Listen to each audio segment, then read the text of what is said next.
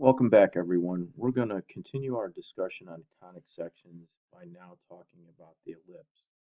But before we do that, I'm going to recommend a few things here. I'm going to recommend that moving forward for the rest of the conic sections that you print the notes from OneNote and you have a hard copy with you as we go along because there's a lot of stuff, little detailed stuff to keep track of, and I think it's going to help you if you have something to write that down. So very often I get a question about does it mean to call something a conic section? And as most of you know, a cone, like in the shape of an ice cream cone, when we talk about cones or conic sections in a math class, we're actually talking about what is called a double napped cone. So it's basically like putting two ice cream cones end to end, like you see up at the top. And a section is a slice through it. So depending on how we slice through it, the profile that we get is the conic section that we're interested in. So you can see up at the top, if you slice parallel to the edge of the cone or the slant height of the cone, you can get a parabola. If you slice perpendicular to, parallel to the base, you get a circle. If you slice askew to the base, you get an ellipse, and if you slice perpendicular to the base, you get hyperbolas, and we're going to talk about all of those. So, just like there's a general form for the equation of a circle, that's kind of the messy one where we had to complete the square and put it into a standard form. There's a general form for the equation of an ellipse, and it looks like this right here. Also looks kind of daunting and messy, but it's actually relatively easy to put it into a standard form, in which case we can get all kinds of information from it. All of the conic sections have what is called a locus definition, and a locus is really just a set of points that meet a certain criteria. So in this box right here is the locus definition of an ellipse, which I will get into a little bit more in just a few minutes. Let's go back to the general form for the equation of ellipse. If you are looking at the general form for the equation of ellipse, you should take note that the x squared coefficient and the y squared coefficient are not going to be equal to each other, but they are going to have the same sign. So as an example, I can tell by looking at this general form that because the 9 and the 4 are both the same sign but not equal in value, we will have an ellipse. What we ultimately want to do is put the equation into what's called a standard form, like these shown here, for a horizontal ellipse and a vertical ellipse. And you might take a look at that and say, oh, that looks very similar to the equation of a circle in standard form, because it is. In standard form, we get a lot of information about an ellipse. So, for example, let's take this horizontal ellipse here. We know that it has a center of coordinates hk, which you can see in the equation up there.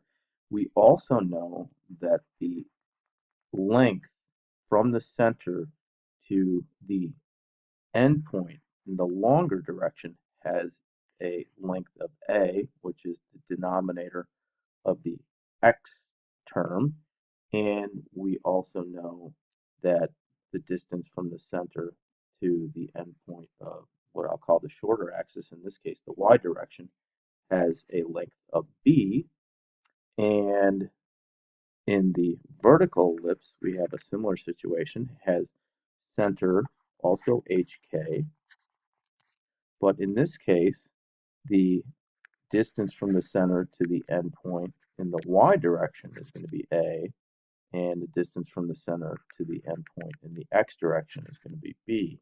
So what you'll notice is that in standard form of an ellipse, a is always going to be greater than b, and if you look at the two denominators, you can see that if the larger denominator is underneath the x term, then it's going to be a horizontal ellipse. And if the larger denominator is underneath the y term, it's going to be a vertical ellipse. So back to that locus definition of an ellipse. We're going to talk about that right now because there's a lot of vocabulary associated with that. In the case of an ellipse is the set of all points such that when you add the distance from 2 points, which are called focal points, so that when we add that distance to that distance right there, that is a constant. So no matter where you put the point on the ellipse, if you add up the distance from that point to the two focal points, it's always going to be a constant. And that constant actually turns out to be equal to twice the length of the distance from the center to the endpoint of what we call the major axis. So a little bit more vocabulary about an ellipse. Obviously, we have the center. At the endpoints of the ellipse, we call those vertices. There are also vertices at the endpoints of the shorter distance. And then we have the focal points. The focal points will always lie on the longer axis or on the longer dimension of the ellipse. And that is often called the focal axis. I'm going to call it the major axis, and the shorter axis I'm going to call the minor axis. So one of the things you're going to have to be able to do when you graph an ellipse is figure out first if it's a horizontal or vertical ellipse, what the coordinates of its center are, how long the major axis is, the longer axis from endpoint to endpoint, how long the minor axis is from endpoint to endpoint, and how far the focal points are from the center. And if you look at these pictures below, they seem a little bit overwhelming, but they're actually not. So here are some things that you should keep in mind when you're looking at the equation of an ellipse in standard form. First, the center is going to have coordinates HK, and that applies to both forms. Second, the distance from the center to the further endpoint, the endpoint that is along the major axis, is always going to be A. So if we see that the denominator of the x term is larger than the denominator of the y term, we know we have a horizontal ellipse. If, on the other hand, we see the denominator of the y term is larger than the denominator of the x term, we have a vertical ellipse.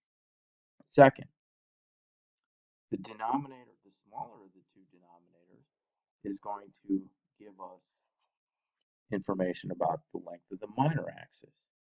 So we can figure out location of the center, location of the endpoints of the major and the minor axis. The only thing that we have to locate then is the focal point, and the focal point has a distance from the center along the major axis that is what we will call C, but you can see from both of these diagrams here that there's a relationship, and that relationship is A squared is equal to B squared plus C squared.